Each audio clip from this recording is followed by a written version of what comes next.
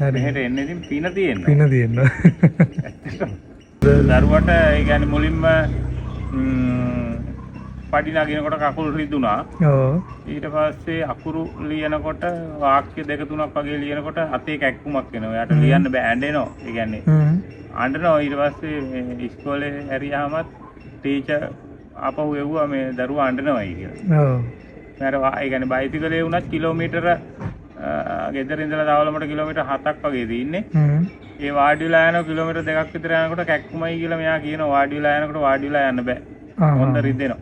එක දිගට එක විදියට එක ඉරියව්වකට ඉන්න බෑ වාඩි වෙලා. ඊට පස්සේ එහෙම තමයි මුලින්ම තිබුණේ. ඊට පස්සේ මෙහි ඇවිල්ලා ඉතින් එක ගමනක් දෙගමනක් වගේ එනකොට ඒ කැක්කුම රෝමේ අඩු වුණා. කැක්කු ආයේ වේදනාව වලට දෙපාරින් තුමාරේ හරි ගියාද? වේදනාව ඇවිල්ලා එකපාරෙන්ම බෙහෙත් ගෙනහිල්ලා දා අඩු උනේ නෑ. ඊට පස්සේ මම වේද මහත්තයට කෝල් එකක් ගත්තා. ෆෝන් එක ඉස්සුවේ නෑ. ඊට පස්සේ WhatsApp පණිවිඩයක් තිබ්බා මෙහෙමයි මෙයා රිදෙනවා අඬනවා කැක්කුමයි කියලා. ඊට පස්සේ වේද මහත්තයා මේ WhatsApp එකට බෙහෙත් එකක් දැම්මා මෙයාට ගෙනහල්ලා තම්බල දෙන්න කියලා. ඒක තම්බල දුන්නාට පස්සේ වේදනාව අඩු වුණා.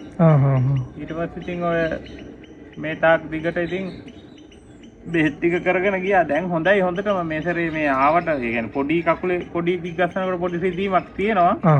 දැන් හොඳටම හොඳයි ඉතින්. දැන් ඉස්කෝලේ යන වැඩ ඒවා මේවා ඉස්කෝලේ යන වැඩ ඔය ඔක්කොම ඒ පඩි නැග ගන්න ඒවා කරගන්න ඔක්කොම පුළුවන් දැන්. හරි. එද මහත්තයා ඉතින් ඔය පස්සේ තමයි කිව්වේ ස්නායු ඔය මොකද්ද ලෙඩේ රෝගී නමක් මයෝපති කියලා. එද මහත්තයා මටත් ඉතින් පස්සේ තමයි කිව්වේ ඒ වගේ ලෙඩක් තිබිලා තියෙන්නේ. බය වෙන්න එපා. ඒ කියන්නේ ඒ රෝග ලක්ෂණ මුලදි පෙන්වන්නේ නැති මයෝපති වල. එහෙම. දැන් දෙයනේ කියලා හොඳයි.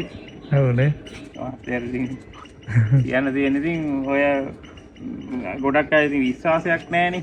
සමහරක් තැන් වලට ගිහිල්ලා අර මෙහෙ එහෙම ගිහිල්ලා අමාරු වැටෙන්න එපා. ඉතින් එන එක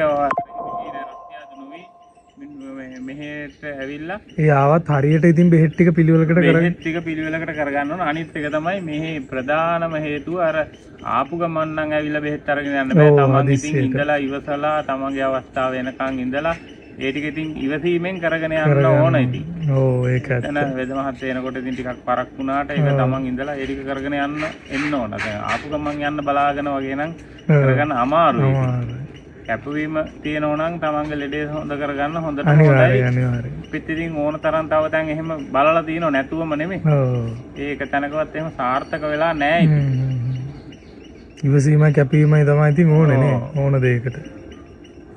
ඉවසීමෙන් හරියට තමන්ගේ උත්සාහයෙන් බෙහෙත් ටික කරගත්තොත් ඉතින් අනිත් එක ඉතින් මෙහෙ සියලුම දේවල් ටික ඔක්කොම ටික දෙනවනේ බොන්න කරන. අපිට ගිහිල්ලා හොයන්න දෙයක් අරව මේව නැහැනේ.